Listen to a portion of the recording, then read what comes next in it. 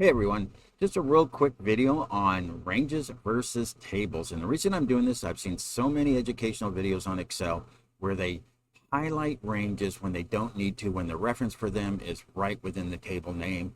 And they use ranges when they could use tables, and it makes for more work. For example, I've seen a video where they want to have multiple dependent drop-down boxes, and they use named ranges, which is okay. So you have to name the range of the headers, and then you have to name the range of the data, and that's fine.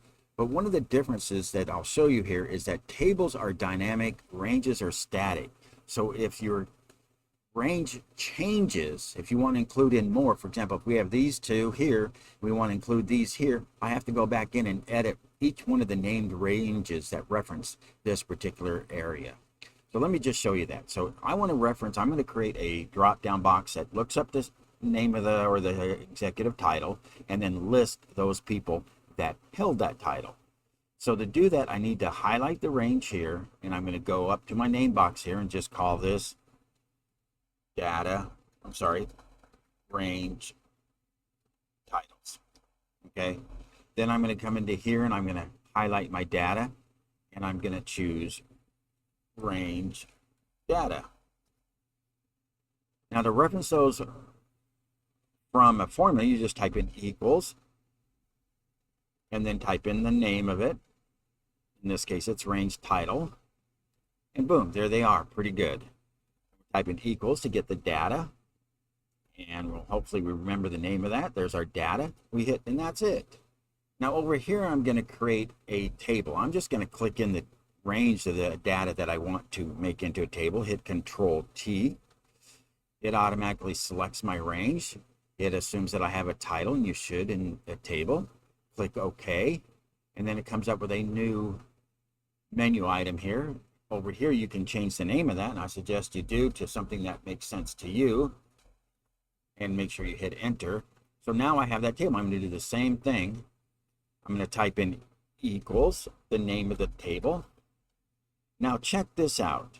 When I hit the open parenthesis, it not only lists the names of the headers, but whether I want to click the whole table, just the data area of the table, or just the headers. In this case, just the headers. And I close that parenthesis, and there they are. And let's do the same thing for the data. Now the nice thing is that I don't have two names I have to remember. It's the same name, it's just a different part. Oops, I forgot to put in the closed parenthesis.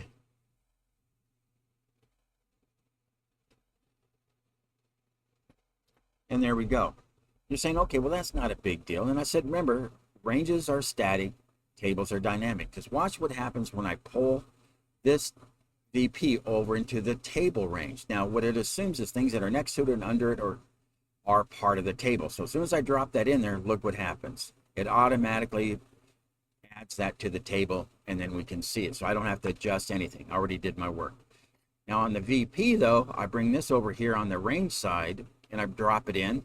Nothing happens. The reason why is because the range reference is static. It only does these two. It only does these two here. So to actually include the VP, I have to go back into my formulas, manage the name range, find the titles, edit it, and then I have to reselect it. So I'm starting in a sense all over. And there it goes. And the same thing for the data. Go up to formulas, go up to named range, find the data, click edit. And then we reselect the data.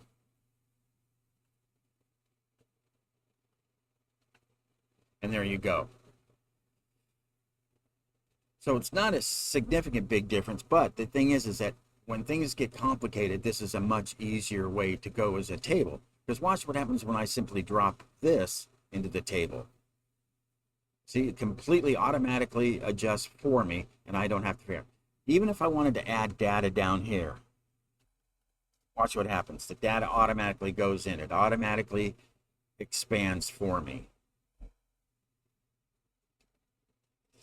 So now let me show you something again that makes this relevant.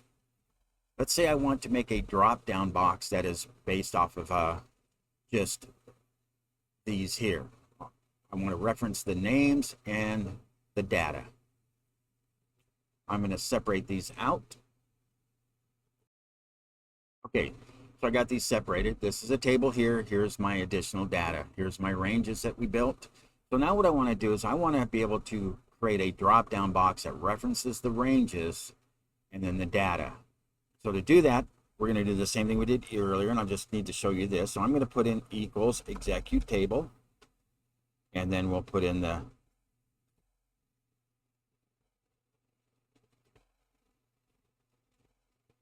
header, right? Now we're going to put that into a drop-down. The drop-down doesn't let you put direct reference to a table in it, so we just need to put the indirect in there and put everything in quotes. And this is the only holdback, but you only have to do it once. It still works within the worksheet. Come up here and we'll copy this. Okay, then we'll go ahead and put in our drop down. So it's data, we'll go to validation, list, and then we'll drop that in there. And you can see why I want to do it in the worksheet, because that's really small in there. I don't know. Click OK, and then there's our drop. Okay, now I want to make a drop down here that references the headers, that lists all the people that had that title. So we'll do it again. We'll type in equals execute table, and then we're going to put in the data. And there it is. But we're going to do a lookup. So this is going to be a little bit different. So we're actually going to do an XL or an X lookup. And we're going to reference this cell here. And then we want to look up within the header the information that's there.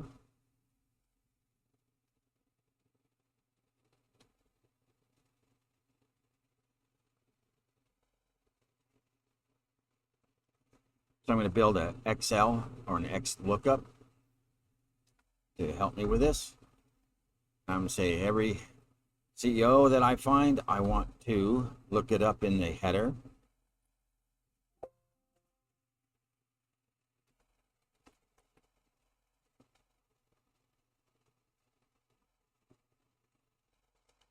There's my header information, and then I want to bring back the data that's associated with that.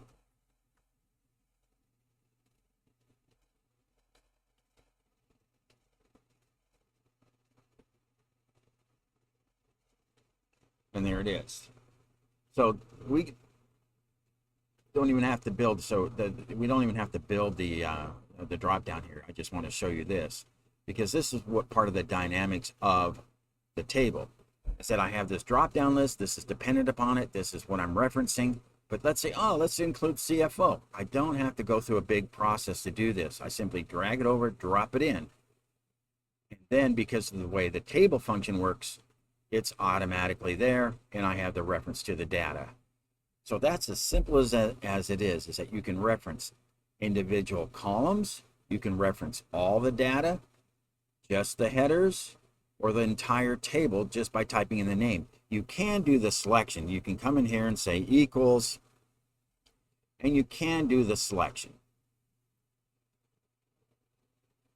But if you're in there typing a formula, I found it just to be quicker and easier that you can reference what you want while you're typing, and I just found that to be a little bit quicker. That's it, guys. In the next video, what I'm going to do is I'm going to be using these tables and more to build a multi-dependent drop-down list. And it's a little more complicated than what I just showed you. So tune in for that, and we'll see you next time.